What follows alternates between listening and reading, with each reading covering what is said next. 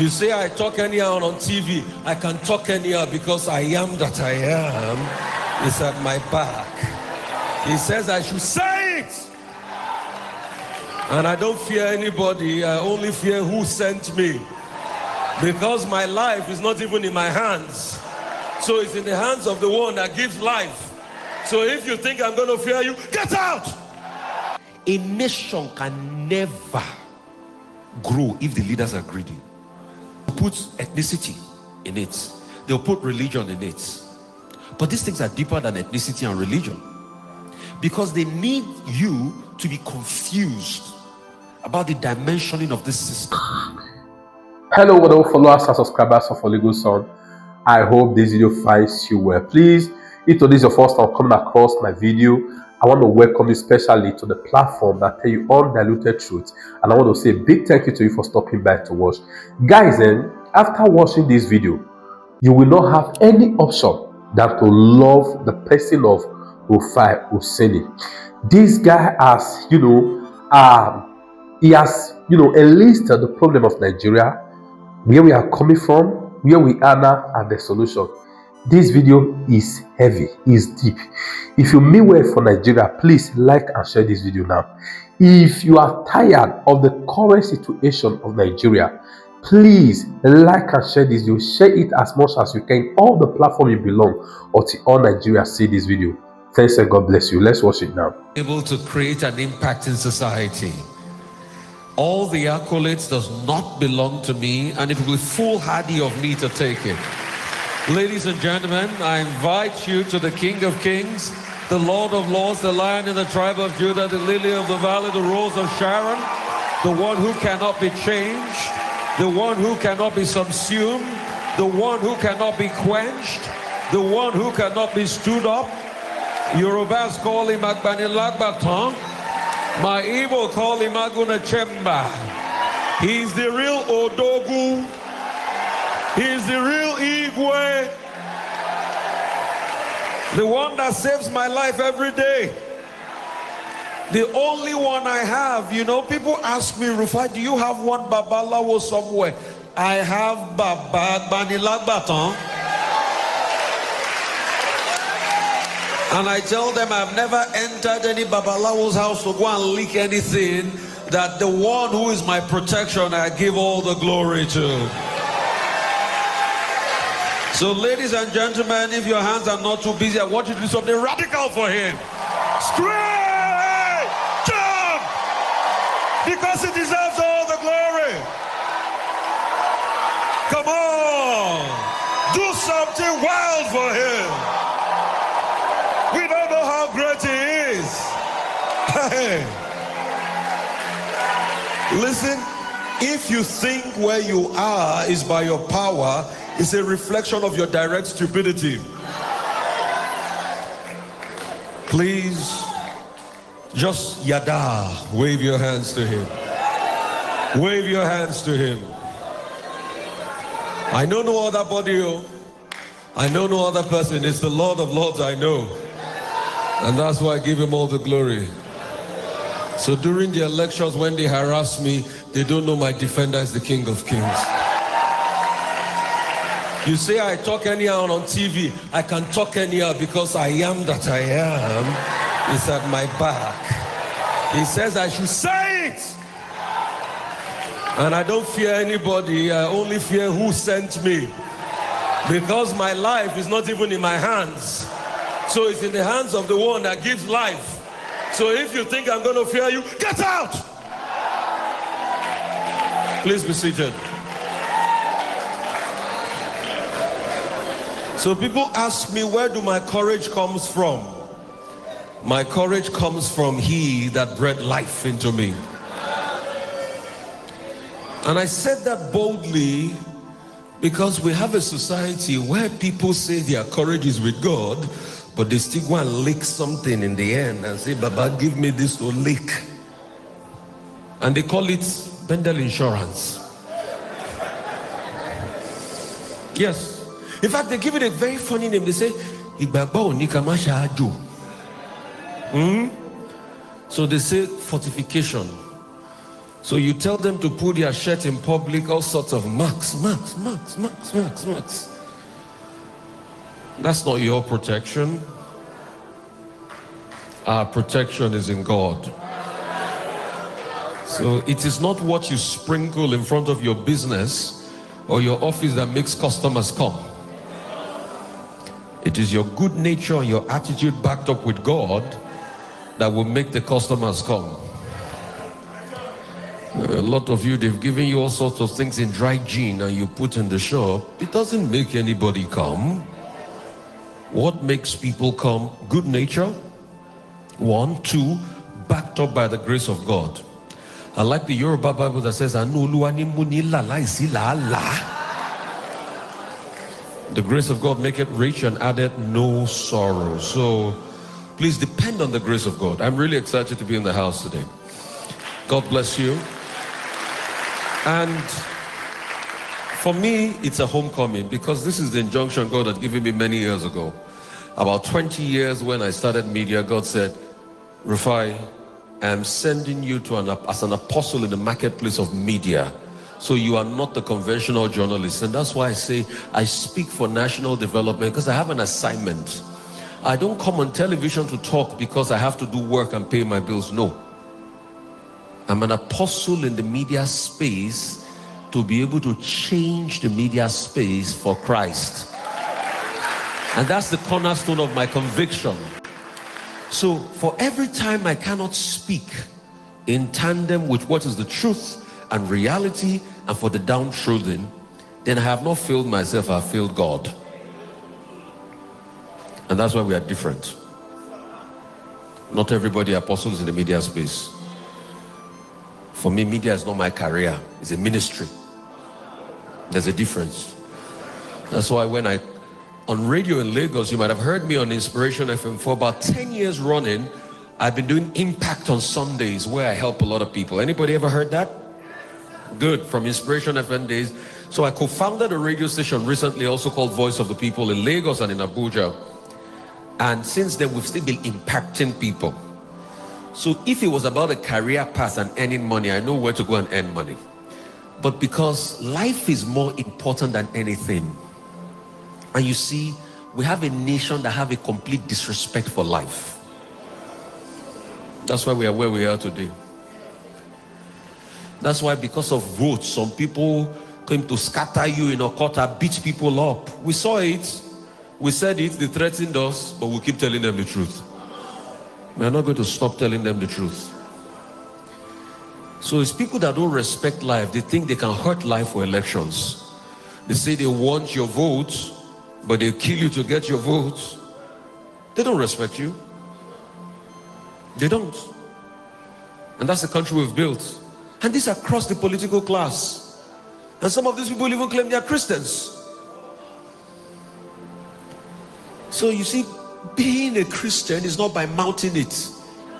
It's indeed where the works of your hands. You're a Christian, but you have to rig to win election. You're not a Christian. You're not a Christian. You want to rig to win election, and after you win the election, you went back and you say, oh, I thank God for this miracle. It has happened. That's why after the election, I just asked one question. I say, for those that have won, what did they win? And the question scattered the whole country. He said, go and ban that boy. He's a stupid boy. He said, he has started talking against a stupid boy. He's a stupid boy. But for those that have won, what did you win? When you beat and hurt people to be able to win, you think you have won? You have not won. For the fact you have cheated and they give you something, you think you have won? You have not won. In a matter of time, you will see that the true victory is when you win the hearts of the people.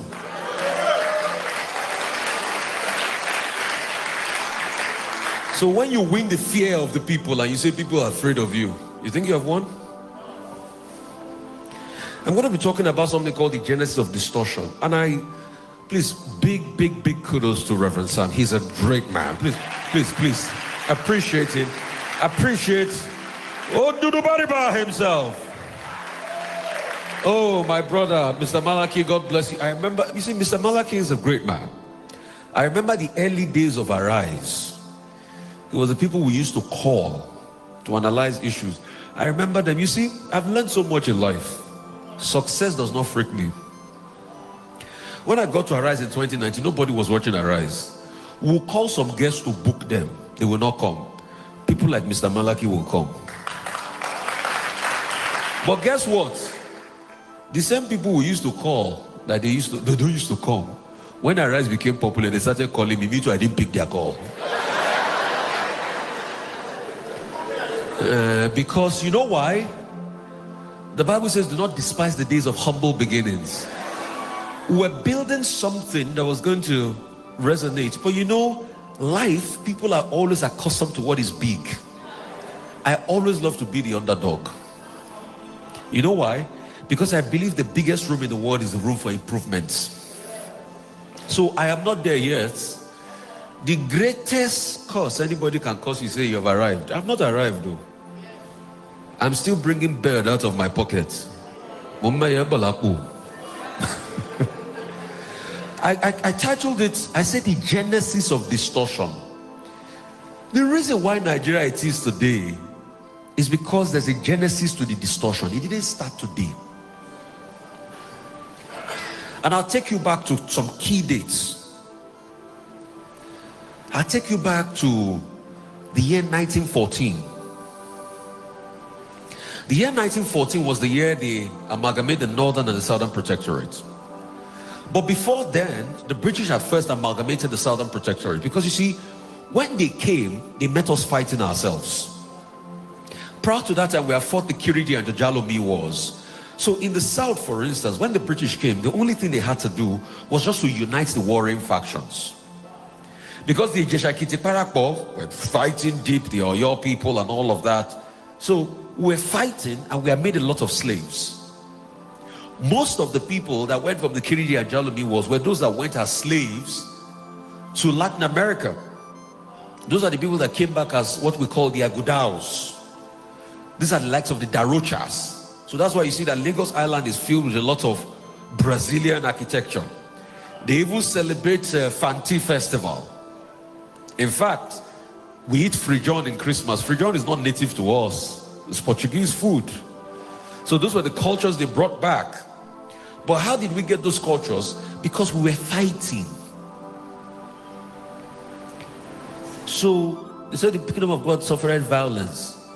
And all this violence can take us before. We were already fighting from hitherto. Then the British came, settled the fight, then they colonized. The first inroad of the British in what is called Lagos colony today came in the middle 1800s, when two people too were fighting over the throne of Lagos, Kosoko and Akitoye. So they called in the British to come and settle fights. But you see, when you call a bigger man to come and settle fights of something that is very juicy, what do? They take it from you.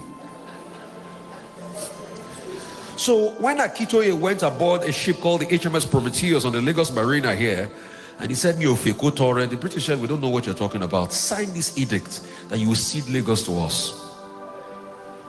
So Lagos became a crown colony, and that's why in 1906, the first thing we did was the Southern Protectorate, the other fighting parts of the Yoruba parts, and Lagos colony. And that's why you see up till 1960, in fact, when we gained independence in 1960, residents full born in Lagos had the chance to either choose a British passport or a Nigerian passport. But a lot of them opted for Nigerian passport. So after that amalgamation, they started to rule over us. So guess the things they started to do to us. The first thing they did was they distorted our mindset. That's the genesis of the distortion. So they told you that your black color was never good enough. How did they do it? Indoctrinations. At first, they tell you have to go through an education system. And after the education system, they say your language was not good enough, so they taught you in English. Have you ever wondered that if we are taught mathematics in Igbo, there will have been more people with a sound understanding of mathematics than in English? So the first thing you have to do, you have to learn your colonizer's language. And when you learn your colonizer's language, they took away your identity on how to think. So they call your customs and traditions idolatry. And the last thing they did was that they set up a fight between you, because they know if you are united, then there's going to be a problem. You remember the Tower of Babel? Even our God knew the importance of unity. So what did he do? He changed the language. So they set up a fight. And it's so easy. How would they do it? They have agents. Stir up ethnic strife. Yorubas will fight Hausa, Hausas will fight Igbos and all of that. And they fan the embers. And they constantly do it. So the first genesis of distortion was the initial colonialism, and they continued. In fact, they did it up till 1959, when we had the first elections, the 12th of December. You know what they deliberately did? That election, we know who won that election. Who had more votes? The NCNC had more votes. But originally, the British had planned that it was going to be a hung parliament. You know what they call a hung parliament? A hung parliament is when there's no clear winner in a parliamentary system. So you have to form a government of national unity. The British had known that it will be either the Yorubas and the Igbos, the Action Group, or the NCSC, and the MPC. The MPC was standard. So that was how they did it, and that was what happened. But they knew that was going to bring a very big problem. You had a boisterous Action Group in opposition. There was going to be problems. And they knew it was not going to last. And they knew that it was going to open more fault lines that led to the war in 66. So have you ever wondered that it was just after 6 years, after the first elections? No, then we had another elections in 64-65 that spanned into 64-65. So pretty much 6 years after the first election and 2-3 years after the second election, then we had a civil war that further deepened the fault line. So the first agent of distortion, and I'm sure we all know that, it will take years for you to recover from such a strife like that. So they have set the tone for what became the war, and they are giving it to us at a beat, and we are taking it. So once we are taking it, once we have fought the first civil war and all of that, and when the civil war started, they were the ones that started selling their weapons. So afterwards, they had started the first genesis of distortion. They had caused hatred amongst us. The hatred means that we will never be able to come together. And please, that's why I say every wall of hatred you have for your brother, break it. Because if they can take our unity, they can take our strength. So once they caused that hatred, we couldn't come together again. And that's what we've been circling with. In the last election, our problem was not about tribe or religion, but they made it about tribe or religion in the end. Because they know the genesis of distortion. So that's the first genesis of distortion. And that's why you see that life in Nigeria has now become something like an Obasian state. It is brutish. We talk about Leah Sharibu. Leah Sharibu is a symptom of a deeper problem. We talk about Nigeria not work. It was not structured in a way that it was going to work, because people wanted to take it for their own benefits. And that's why they don't like the truth. That's why they want to dominate every sphere. They want to shut people down in the media when you try to rat them out. So they deliberately put all of these things in place so that these systems and these hegemonies will not make you come together or work.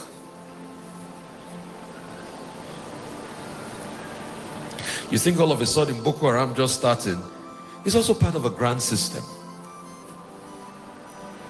Now that we've properly destroyed parts of this country with kidnapping, insecurity, and all of that, it's easy for non-state actors to roam wild.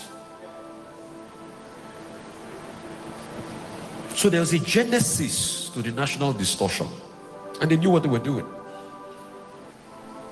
Pre-independence, post-independence. This game is so big that our politicians are just being played as a pawn in the game. But you know why it's easy to play our politicians? Because they see their greed. A nation can never grow if the leaders are greedy. A nation can never grow if the leaders are greedy. Once they see greed, they exploit the greed of the leaders. Have you ever noticed, why is it that most African countries are poor? Because their leaders are greedy. And they are taking advantage of the mindset of their leaders to destroy the nations. For what reason? For natural resource. Because they know we are blessed. You know, Nigeria has the capacity to be a $10-15 trillion economy, even more than that. America is going to about 20 trillion now. We have the capacity to be a superpower. But you know, we have so much resource. So the next thing they do is they target the greed of our leaders and the selfish interest of our leaders, and they pull the buckle. So our leaders are so content with them having 5-10 billion in their bank accounts, rather than the collective development of the people. I mean, look at how bad the roads are in Lagos. For a Lagos that collects a lot of taxes. So it's not even about the politicians. It's about the systems that break all of us down, that create this national distortion. Even with our security system. That's why you see, it will now have different layers. They will put ethnicity in it. They'll put religion in it. But these things are deeper than ethnicity and religion. Because they need you to be confused about the dimensioning of these systems. They don't want you to think and know where it's coming from.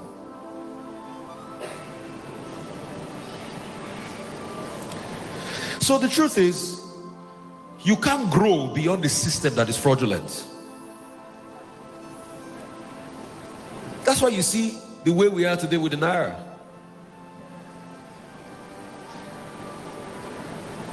All of a sudden, the Naira, there used to be 1-to-1 with the dollar. Look at where it is today. It's 1,004 something. When they were defending the Naira, and we kept on telling them there are no fundamentals, they thought I was joking. They said, oh, that boy is a stupid boy. Has the Naira not started rising again? For a country that is so much blessed with milk and honey, and its currency cannot be stable, you will know to a large extent that it's because the leaders are not thinking right, and they've been sucked in. So maybe sometime soon we'll defend the Naira even more, and it will go back to square one again. But please do not think the Naira will go back to where it used to be before. I'm sorry. I'm in the church. I believe in hope and faith. But I'm a realist to the core. I not sabi deceive people. No. If you think it will be 1-to-1, be careful with what you think. Oh. Except we change the systems and the mindset that makes it difficult for us not to be able to produce as a country. Except we become a productive nation. Except we now start to tackle the genesis of this national distortion, we're not going to go anywhere. So insecurity you are seeing is a symptom. Have you ever wondered why growing up the same army that used to be so powerful cannot get rid of bandits? So you think all of a sudden it just happened? It didn't just happen. You think the system just got destroyed like that? It didn't just start. It was systematically, and they kept on seeping into our consciousness and our mindsets.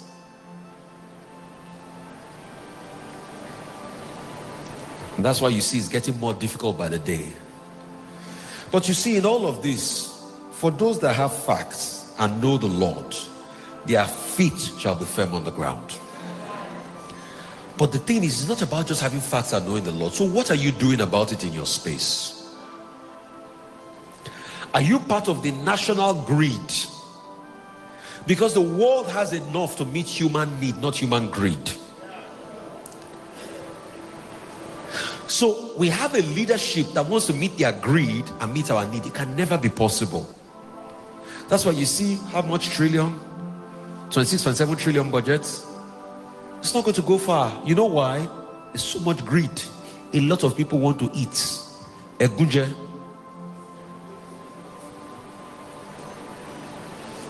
So those are the real agents of distortion. Except you understand that these systems are systems that were built inherently not to make Nigeria work, we will be fooling ourselves.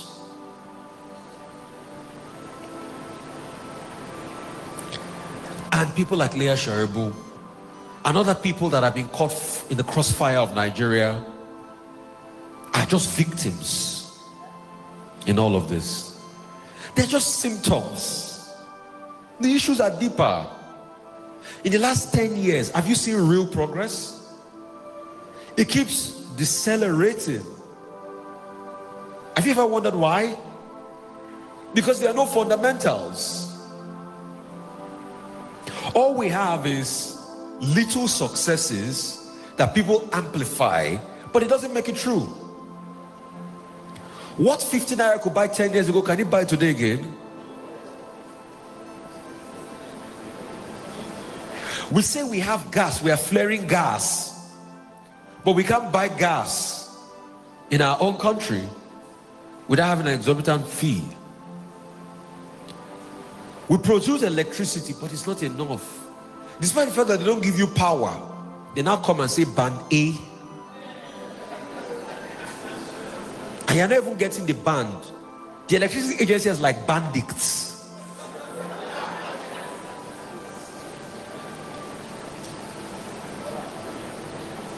Today, this morning, I had lots of power in the house. I recharged, how much was it? 40,000 naira. And I got, I think, how many units did I get? Maybe a little over 100 units. But have you ever wondered, why is it that at some point power was a lot better then than it is today? Some people will say, oh, it's because Nigeria population grew. No. It's because the system kept on getting corrupt and more greedy and more greedy and more greedy and more greedy to the point of distortion. And if care is not taken, it's going to be worse. I don't like to deceive people. Though. Yes. If the church does not rise up and speak truth to power, if the actors do not rise up and speak truth to power, it's going to be worse. If they ever told you that we can have a country where they can kidnap somebody for close to 10 years, would you ever have believed it in Nigeria before? No. If they ever told you that you will have a country where food can be this expensive, would you ever believe it? If they ever told you that Nigeria now will be so at a point that Benin Republic, their currency is bigger than ours. If you saw the front page of the Telegraph newspaper yesterday, they said Nigerian neighboring countries now reject Naira up for CFA and dollar because CFA is 650 to the dollar. Naira is 1,004 something to the dollar. And if care is not taken, it's going to be worse because at some point we are getting to 1,900. This was the same CFA that as at the early 90s, 16,000 naira was 1 million CFA.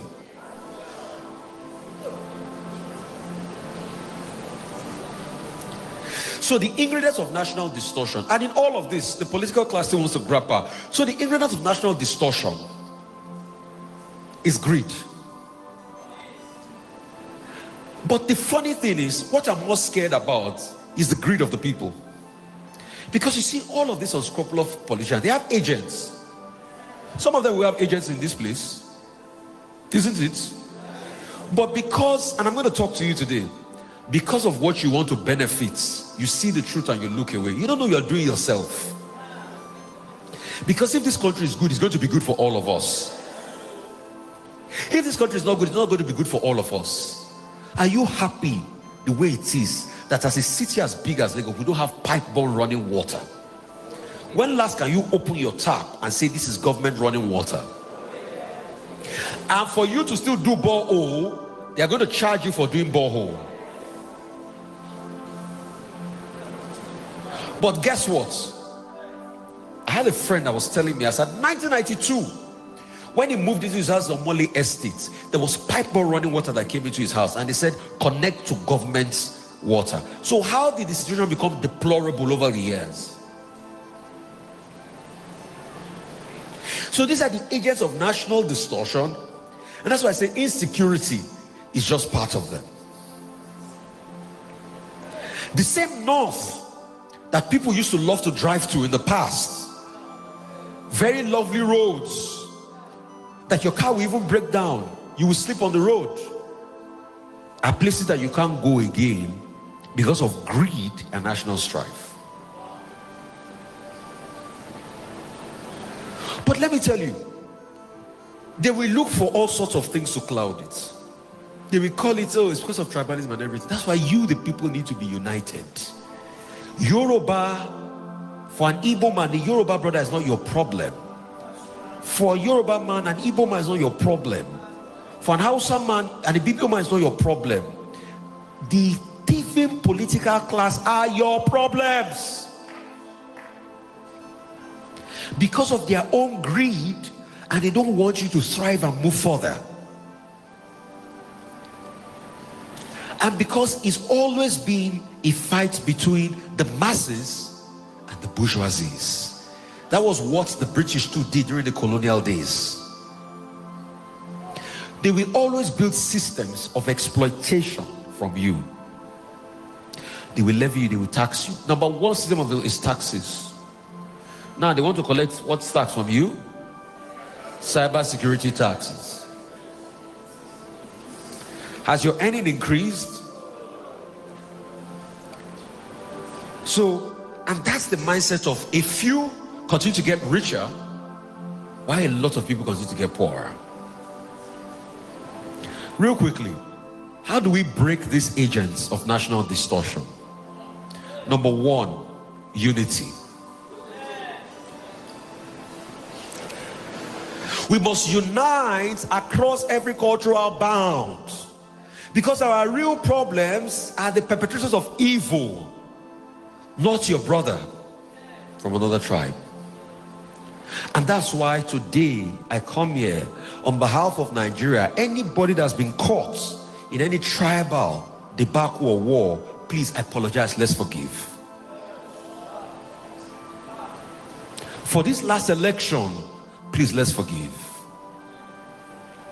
We can't continue to hold the hurt so much. It will stop us from progress. These are bad people who want the division to continue so that we will not be able to reason properly for ourselves. So it's a gimmick to set us against each other.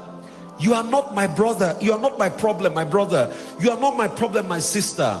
It is those who are manipulating us that are trying to cause chaos amongst us. So please, whoever is hot, I beg, on behalf of the integrity and the hope we expect in this country, let's forgive.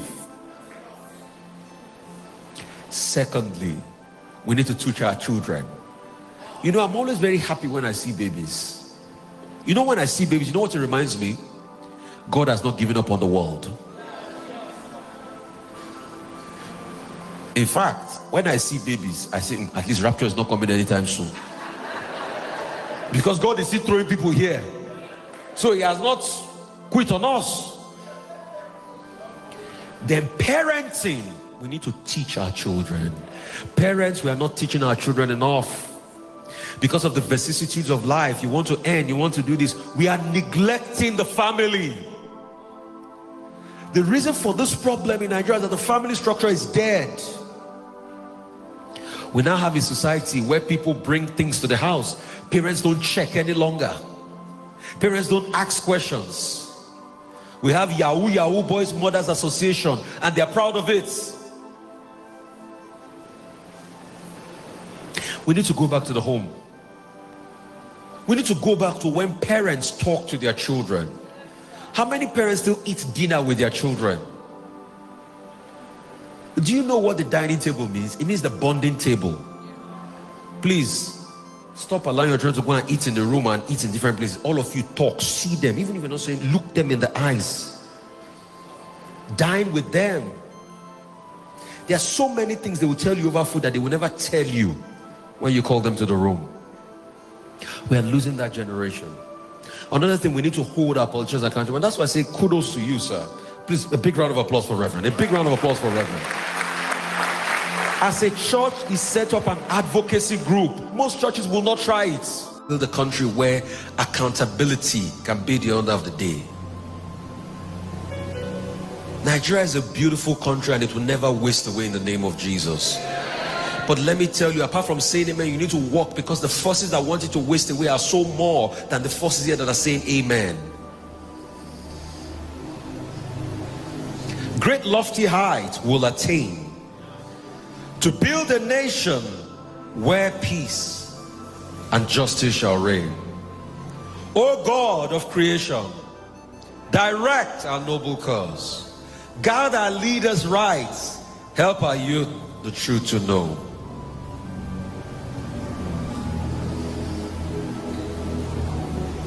May God help us to shine and open our eyes to what is true. God bless you.